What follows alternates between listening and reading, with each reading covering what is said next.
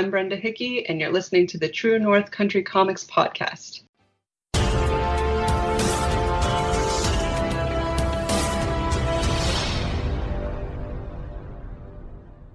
Welcome to the True North Country Comics podcast, dedicated to promote Canadian comic book creators and supporters.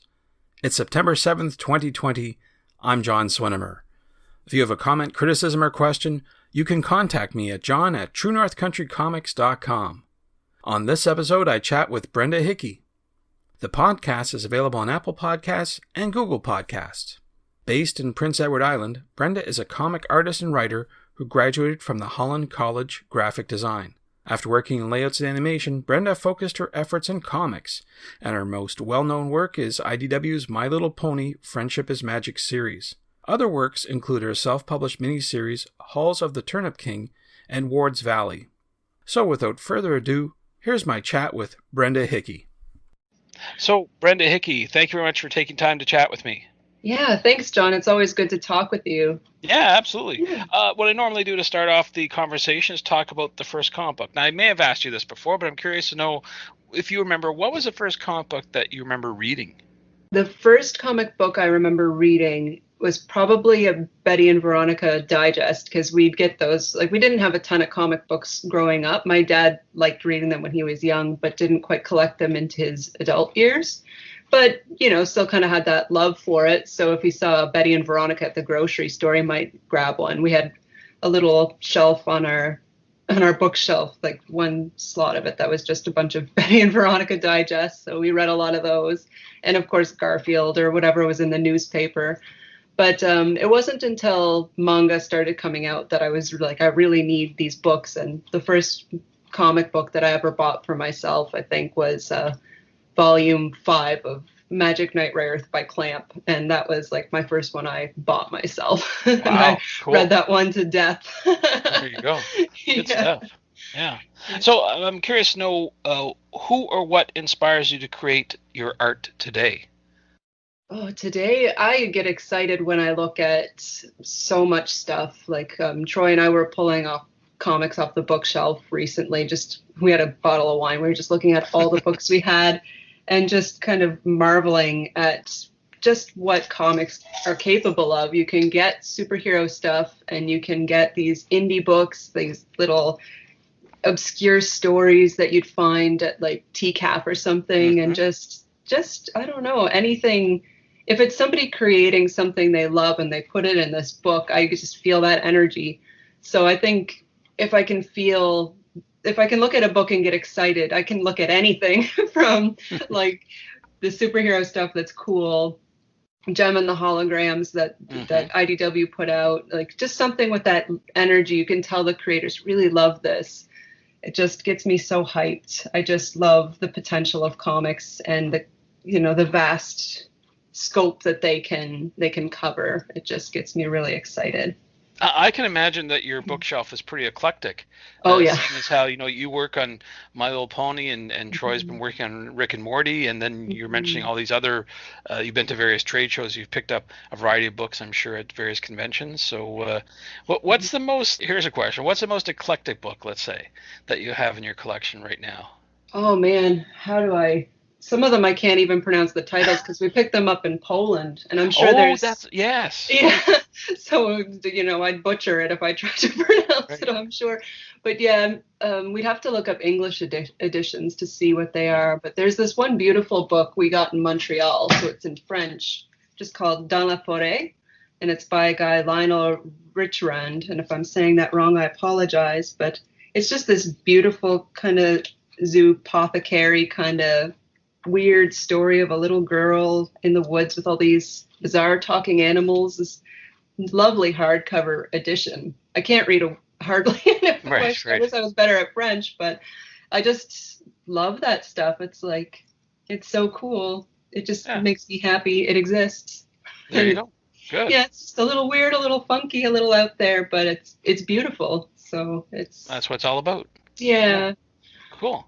So the main point of the conversation is to see what you're up to today. I know you're always working on something, and unfortunately with all the different events that got canceled this year, festivals and that sort of thing. There's no real opportunity to sort of showcase new stuff. But I'm wondering, what are you working on these days that you can talk about?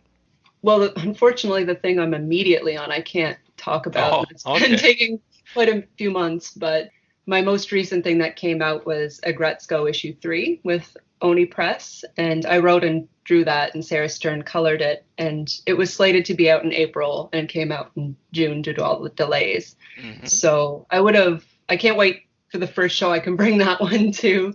That'll be a lot of fun.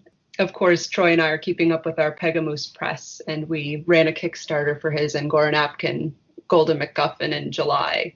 And we got the books. We just got the notice yesterday. The books are coming from the printer. So Oh, congrats. That's great news. yeah, thank you. So Yeah.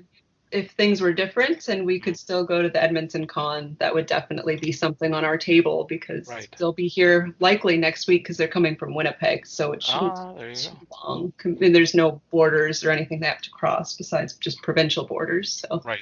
Right. yeah, yeah. So So that's a very interesting quandary. I think there's not just yourself, but many other creators in the same boat where they do have a project that's finished and complete, yet they have no place to show it off. I'm wondering, how do you get around that, or how are you finding ways to circumvent this lack of physical activity that we normally use to showcase art?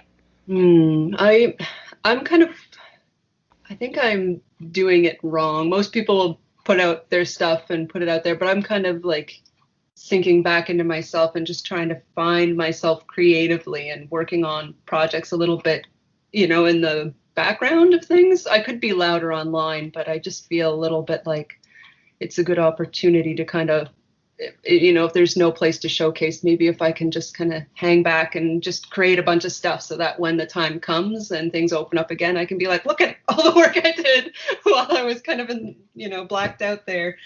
Um, just kind of taking the time away from cons to kind of refigure myself out and what I want in comics, and doing the Pegamoose self-publishing stuff through Kickstarter is really a big motivation for that. And having done ponies for so many years, which I enjoyed, but was a licensed product, so I kind of felt like when it comes to what I want to make, what would motivate me to make my own thing.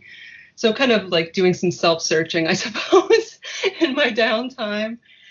But yeah, that's a lot of what I'm up to these days, aside from that project I mentioned that I'm working on that I can't quite talk about Right. yet. Understood. Yeah. So based on what you said, I can summarize that you feel that you get more value or more reward from doing creator-owned projects where you're not working on a licensed character of some sort, where you're doing your own thing and you're creating it, you're from scratch and you're producing it. I guess you see more value in that, I suppose. Yeah, I guess because when I see other people do it, it gets me so excited. Like I love the licensed stuff, and I love that it's quite easy to connect with an audience that's already kind of pre-existing when I do that, and I get to play with characters that I enjoy, so I can be a fan of something and also bring them to life in my way through the comics. But there's just, I don't know, that when I get that spark of excitement when I look at a creator-owned book, I'm like, oh, I wish I could do that too. So I guess I'm a little bit in that headspace myself these days with, yeah, a lot of the self-reflecting with COVID and stuff, and just kind of living life a little slower, and you kind of get time to think about, oh, what do I want to get out of life? And when I see other people and just doing their art, and it's just cool. Yeah, I no, just that's really cool. like that. Yeah. Yeah. Has it also given you a chance to rethink your process or reevaluate how you create your art? Yeah, because with licensed stuff, it's very like the editors and the licensor have to check it every step of the way, and I can see why they would have to do it that way. Obviously, they'd have to make sure that there's no major errors or continuity issues or conflicts of what the themes of the show are and what you're bringing to the table. So it all makes sense why they do that process that way. But I like thinking about maybe a bit more spontaneous, like you write the comic, but it's organic as you approach the page, that sort of thing. So if you write a script and you find it's not quite working, you can add a couple pages, like you're not limited to page count or or anything. So yeah, you kind of approach the page and your creative process differently when you start thinking like that. What about tools? Have you dabbled with something that you wouldn't normally have done, seeing as how you have a little bit more time to be reflective on how you create? Yeah, Troy and I've been testing out nibs, like the pen and ink Mm-hmm. stuff. And yeah, we've been doing a bit of that, kind of influenced by like that book I mentioned, Dans la Forêt, or this artist we met when we were in Poland. His name is Tony Sandolva. He's based out of France, and he's very surrealistic almost with his stuff and very loose. And we're like, okay, if we could like take a tool we're not as familiar with and be a bit looser with it. So we've been trying a little bit more pen and ink with the nibs, the dip pens and stuff, and trying ink washes and on some comic pages and seeing how that goes and how you do like you color on Photoshop using like the layer, the settings, I guess. Like you'd have like sure. Yeah, you could have like a multiply, like set it to multiply or overlay or something. Forget what that's called right off the bat, but like just trying different things and yeah, just kind of seeing what happens when you try something a little bit different. And because yeah, we do have a way of working that's a bit rigid. We tend to be very clean and precise. So we're like, how do we break out of that if we get different tools or just like try and test some things and see what happy accidents happen. And yeah, that's something that, again, that creator-owned thing allows for, because, yeah, you don't have to adhere to a certain style. You can try things like that. Right. Yeah. Well, now's the time to do it. That's for sure. Yeah. So many people are running Kickstarters these days, and I can totally get that. For, I mean, projects are slowing down that way, and you gotta keep creating. Creators gotta create. So. Sure. Yeah, so it's nice to see people getting that chance to kind of take that plunge. I was talking to someone that said that the fact that we don't have festivals this year, that a certain cadence that, let's say, for example, in Edmonton or Montreal, for example, they would come annually. So creators would wait a complete year to produce a project, whereas now there are no festivals. So you can produce anything anytime you want without having to worry about, a certain timeline. Do you think that's changed how you have been creating your art?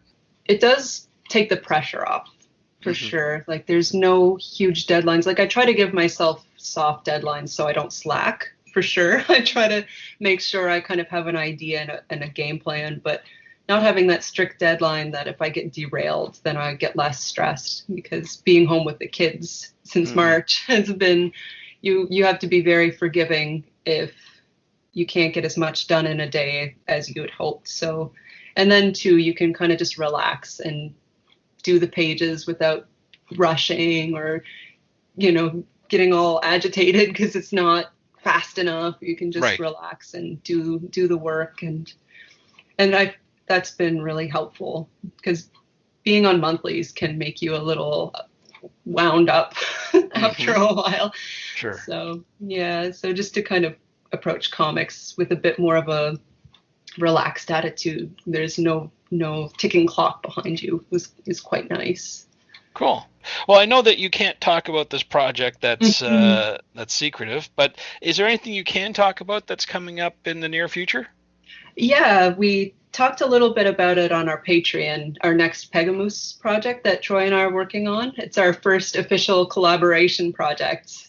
So this is the one where we're experimenting with the tools of the nibs and the washes and stuff. And yeah, Troy's got his half mostly finished. And because I've got this other project, I haven't quite finished mine. But yeah, it'll be nice. It blends both of our writing and our art styles together. So like he gets one side of the book, I get another, and it's kind of like a little spooky haunted house story. Oh. So yeah, so we're pretty excited about that. It's going to be like just a short story, kind of BD style, where it's maybe 40 some pages, like just a small story, kind of just a small little experimental collaborative thing that kind of tries to shake us out of some of our habits. So we're pretty excited about that one coming out, and that'll be our next Pegamoose Kickstarter next year. So sounds exciting. Good stuff. Yeah, we're pretty excited about it. Yeah. So where can people find out about this project and others that you're working on?